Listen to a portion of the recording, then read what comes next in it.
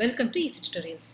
In this video, we are going to see the graph traversal, the theory part for the graph traversal, its types, the difference between them, the application of the graph traversal types we are going to see. So first, what is a graph traversal? So you are having a graph, you have to visit all the vertices exactly only one time. So from S I want to visit A means I'm having three paths in this case, 1, 2 and 3. So which edge should I choose to visit A? So this is what will be given by the graph traversal or graph search.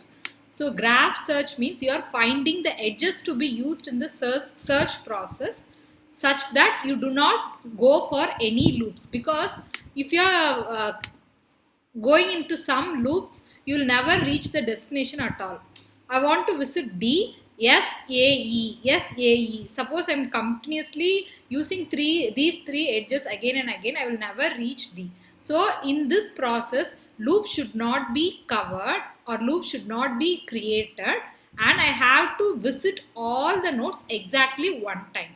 So what edges should I choose? This is what will be given by the graph traversal. So you are finding the edges to be used in the search process without creating loops. So your target or your aim is you have to visit all the vertices exactly one time. So the process of visiting each vertex in a graph exactly once. That is why you go for graph traversal.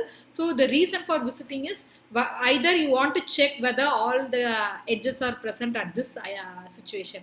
So I have in an application I am using graph as one part. I am doing some changes. So at this point, whether all the vertices are present correctly, like that I want to check means I can use this graph traversal. Many applications are there based on the types. We'll be seeing one by one. So traversals are classified into two types. So the classification is made in this sense by the order in which the vertices are visited. In which order you are visiting the vertex, based on that, graph traversal is classified into two types. One is BFS, breadth first search, and another one is depth first search, DFS. So BFS and DFS are the two types of graph traversal. So BFS means it is a level by search.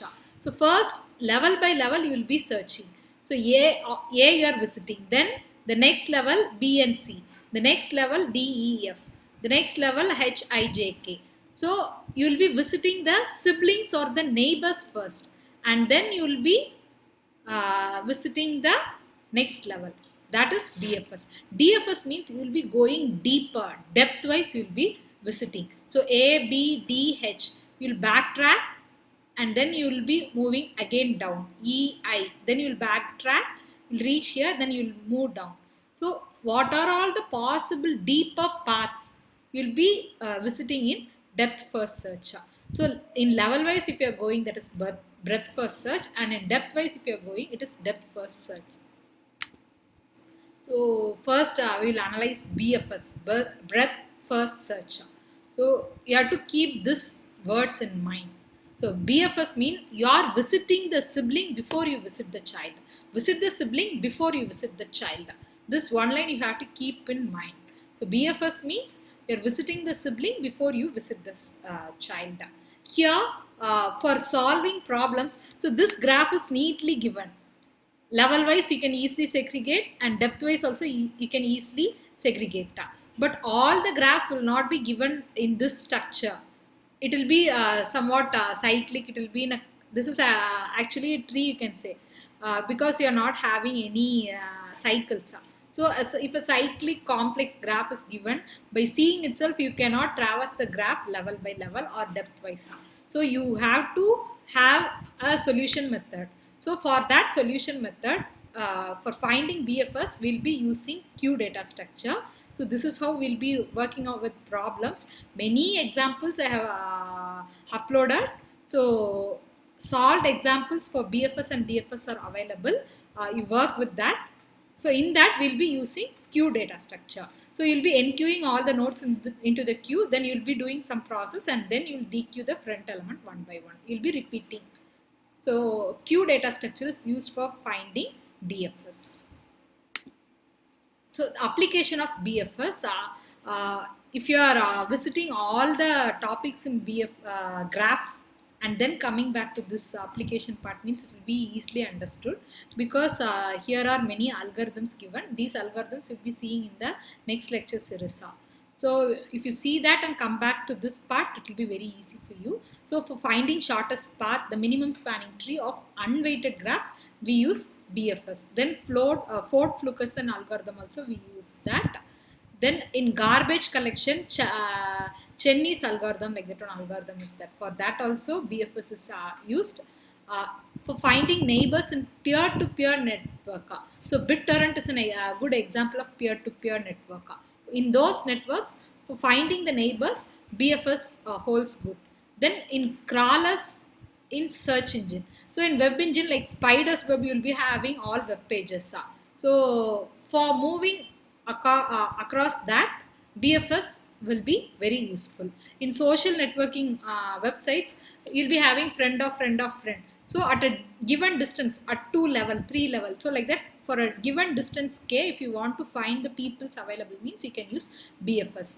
Then in GPS navigation system, BFS is used. Then in broadcasting of network also BFS is used. If any cycle is present in an undirected graph, if you want to detect cycles, you can use BFS.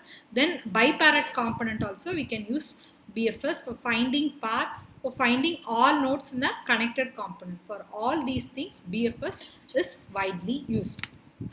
The next one is DFS, depth first search. So depth first search means you will be going deeper, then you will make a backtrack, and then again you will be going deeper. So for this, you are visiting the child before you visit the sibling. Sibling means for the parents of children of same parent is called sibling. So before visiting the sibling, you go visit all the possible children. So visit the child before you visit the sibling. That is the meaning for DFS. Keep this in mind.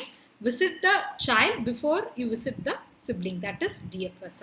So for doing problem, in this also the graph is very clear and very legible and neat. So you can go deeper, then you can backtrack, then you can come. This is not cyclic also. If you are given with a cyclic or complex graph, directly by seeing you cannot find the DFS. So you need a proper algorithm to solve that. So for that algorithm, we'll be using stack data structure. To find DFS, stack data structure is used. These are the steps we'll be seeing with worked example in future lecture series. So you'll be pushing the nodes into the stack, then you'll be making it visited, and you'll be doing some process, and then you'll be popping it one by one till the stack gets empty and all nodes are visited. So we will see this problem later. For now, we have to keep in mind is we are using stack to solve the problems of DFS.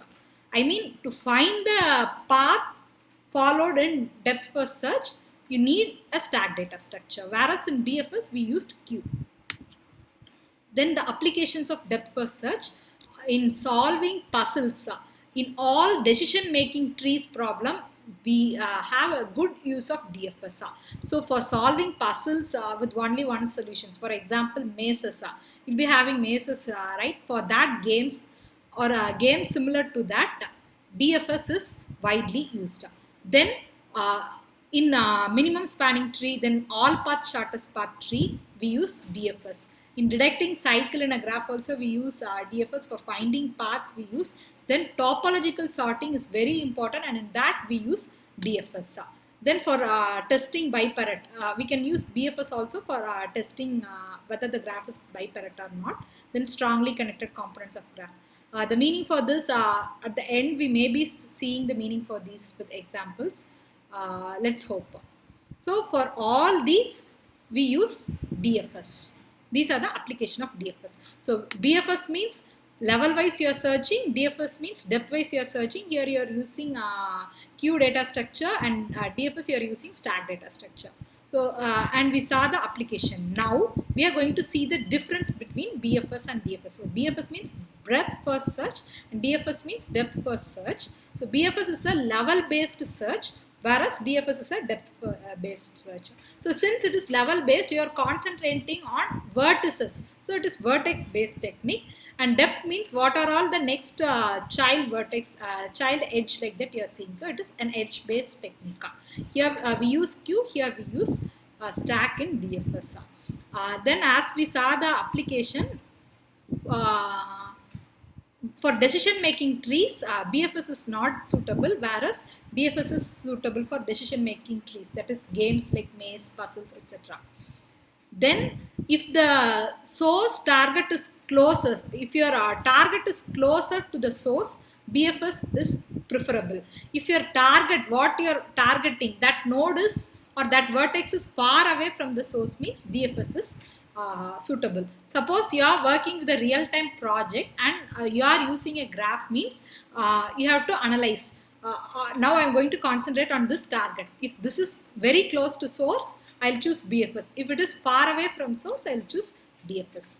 Then regarding memory, DFS uses lower memory and BFS uses higher memory. The reason is BFS needs to store all the child pointer, but in the case of DFS you don't do so. So memory requirement for BFS is higher, DFS is lower.